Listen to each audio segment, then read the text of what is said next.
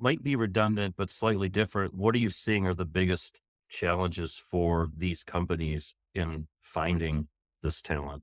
I think Like, it's a couple different things. I think the first one is education. It's actually funny you asked that question because I've actually had HR teams reach out to me and say, "Hey, can you come talk to us? Explain what language we should be using, what the acronyms mean." The acronyms in this industry, like any industry, there's so many. I think there's an education gap because the recruiter or the HR teams, they need to be able to ask the right questions. So definitely an education gap, which I think is super important to fill in.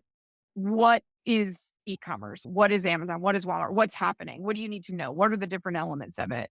I think there's that. To your point, there's no clear major that can really define if you're an expert in commerce. I'm a little bit different, but like journalism and dance, like who, what, how would that tell you anything about what my expertise was? I learned through doing. And I think it's a chicken or egg thing because you want to get the expertise to get the job, but you don't have the expertise. So you can't get the job. But I think there are some colleges that have an e-commerce major. I've seen that kind of being more built out. There is more of an omni-channel major.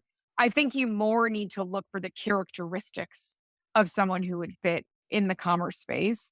That's things like being agile, being okay in white space, being okay with change. There's a lot of things that change very rapidly in commerce. If you're someone who doesn't like that, it is not going to be a good space for you. Depending on if you're in a technical role or not, having the technical acumen, like being okay to play around and test things out and try new things.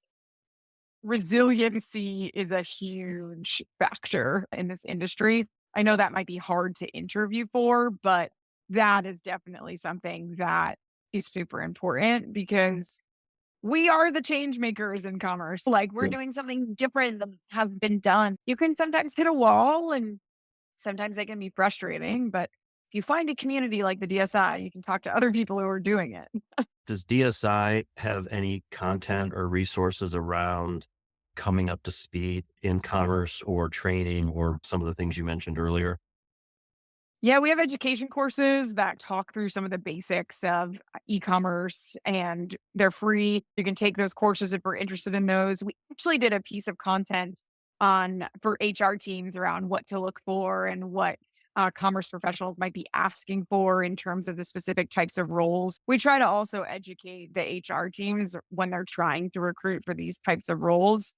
There's just some elements around what that profile of person is looking for. We have some things to support that as well.